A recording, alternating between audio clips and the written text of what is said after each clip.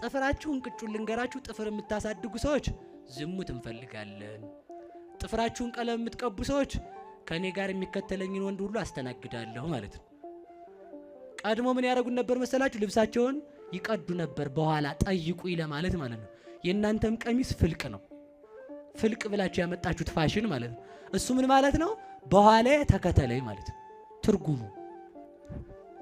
እንግዲህ ማስከተል ነው ማለት ነው ከዛ ያንን ሰው ሲያውቅባቸው ጥፍራቸውን አሳድገው ልቅሶ ላይ ከሰው ጋር በጥፍር መወጋጋት ያዙ እንደዚህ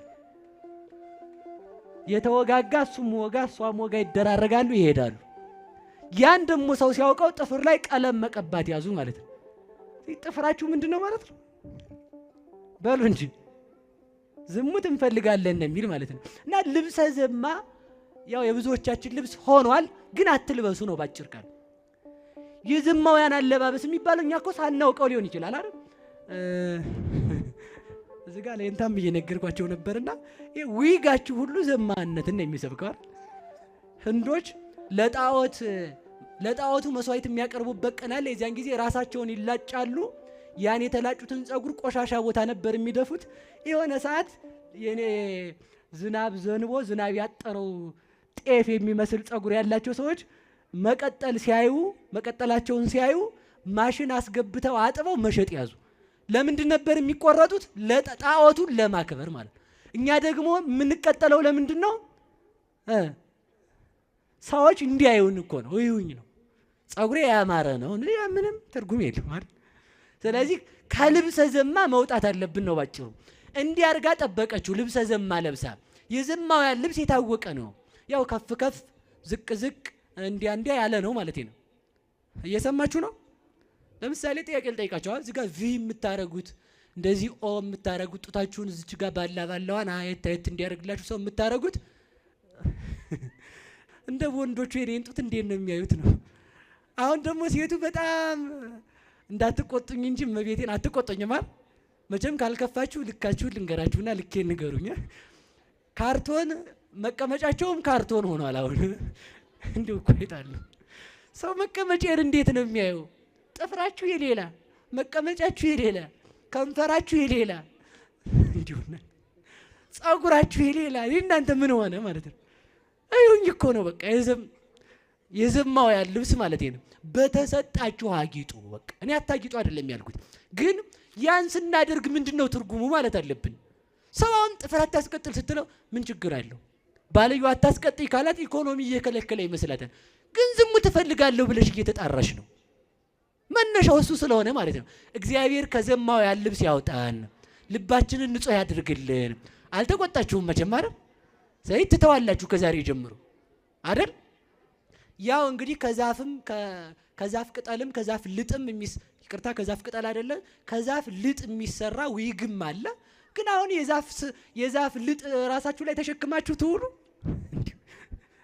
ወይ የሞተች ሴት ናት ወይ ደግሞ ለጣዖት መስዋዕት ሲቀርብ የተቆረጠ ጸጉር ነው ወይ ደግሞ የዛፍ ቅጠል ነው ራሳችሁ ላይ ያለው ክምር ማለት ነው በቃ ሌላ ምንም አይደለም እና ለእግዚአብሔር እንድንሆን በተሰጠን እንድናጌጥ እግዚአብሔር ይርዳን ስለዚህ ለብሳ ጠበቀችው እስራኤል ሴት አይተው ማለፍ አይሆንላቸውም ይላል መጣፉ ነው እዛው ማለት ነው ምን አይተው በሉ እንጂ አሁን ሴቱ ወንድ አይቶ ማለፍ ሆኖለታል አዛኘን አልሆነለትም ለወንዶች የምናገረው ሴቶች በጣም ተጨንቀው የሚያጌጡት ቆንጆ እንዲሆኑ ፈልገው ሳይሆን ወንድ እንዲያያቸው አይደል ወንድ እንዲያዩ ማለት ነው እና ወንድ ስራዬ ብሎ አንድ ልብስ ለብሳ ወጣ አንድ ወንድ ቆንጅት አምሮብሻል ካላት ያችን ልብስ እስከምትሞት አተዋትም ደሞ ሌላው እንዲደግማት ማለት ነው አምሮብሻል ተብላለች በቃ አለቅ ለዚህ እኮ ነው ጥፍራችሁ እንዲያ ሆኖ ሲወጣ ታው ከልከል ነው ሲሉ አባቶች እነሱ የማይገባቸው ፋራ ምክንያቱም ስትወጪ አንቺ በቃ ጥፍርሽ በቃ እንዲያ ስለሚል አምሮብሻል ቆንጅት ስለሚልሽ የሆነ ትልም ትፈልግ አሞራ ማለት ነው ከመሬት ቆፈር ማረጃው ነው እሱ አይደል እናንተ ምን ልቆፍሩበት ነው ሲበሉ እኮ ራሱ መቤቴን ተጨንቀው እኮ ሲያነሱ ሲያረጉት እንጀራው ላይ ቀድሞ ጥፍራቸው ስክት ወይ ጉድ እናንተ በምናችሁ ትበሉ ሰው መጠንቀቅ ነው ያለበት። እመቤቴን ምሬት ነው። እና ተውት በቃ ትቻችኋለሁ ይብቃኝ ማለት ነው። እዛ እንዲያርጋ ጠበቀችው። ሴት አይቶ ማለፍ አይችልም እስራኤላዊ። እስራኤል ሴት አይተው አያልፉም። ያው መጣፉ ነው ያለ እንዳይጣሉኝ። ከዛ ሲያያት ቆንጅዬ ናት፣ ደግሞ ሚስቱ ሞታለች፣ ችግር የለውም ብሎ ጠየቃት። ሄዶ ሲጠይቃት አንድ ነገር ያዘች። እየሰማችሁኝ ነው? ምን አለችው መሰላችሁ? ከኔ ጋር መተኛት ካማረህ ምን ትሰጠኛለህ አለችው። አንድ በግ እሰጥሻለሁ አላት። ስንት በግ በሉ እንጂ። አያችሁ ክብሯን በምን ለወጠችው? በበግ። ክብራችን የተለወጠው በብር ነው።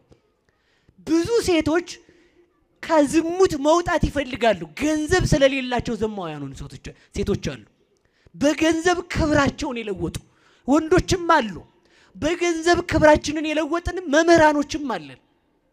ግን ተመልከቱ እግዚአብሔር ያነሳናል፣ የታመነ ነውና በንስሐ እንመለስ እና ባጭሩ ላጠቃለው። እሺ ስለዚህ ተመልከቱ መጨረሻ ላይ በግ ሰጥሻለሁ ሲላት መያዣ አምጣ አለች። እስኪ በሉ መያዣ በሉ እንጂ።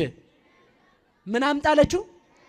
መያዣ አምጣ ስትለው መያዣ የለኝም ሲላት ኮፍያህን፣ ቀለበትህን፣ ዘንግህን አምጣ አለችው። መቼስ እንደው አሁን እንደው የምናውቀው አይደል? አሁን እኛ እንግዲህ ሲነጋገር ሴቱና ወንዱ በቃ ያለውን ሁሉ ይሰጣል መጀመሪያ ላይ፣ ኋላ ነው አይደል አካውንት ላይ ለብቻ ሴቭ የምታደርገው ኋላ ነው ከገባች በኋላ ማለት ነው። ከዛ ቆቡን አውልቆ ቀለበቱን አውልቆ ዘንጉን ሰጥቷት ሄደ መያዣ በግ እስከሚመጣ። እሷ ዘማ ስላልነበረች ተመልከቱ ከክርስቶስ ወገን ለመቆጠር ብላ ነበር ያን ያደረገችው፣ ከእግዚአብሔር ጋር ለመሆን። ልጆች የሱ ልጆች እንኳን አግብተዋት ነውርን ሳትንቅ ከአባታቸው ጋር የተኛችው ከማን ወገን ለመሆን ነው? በሉ በሞቴ ንገሩኝ። ከእግዚአብሔር ነገድ ገብታ ለመቆጠር፣ ከዳዊት ወገን፣ ከአብርሃም ወገን፣ ከይስሐቅ ወገን እግዚአብሔር ስለሚወለድ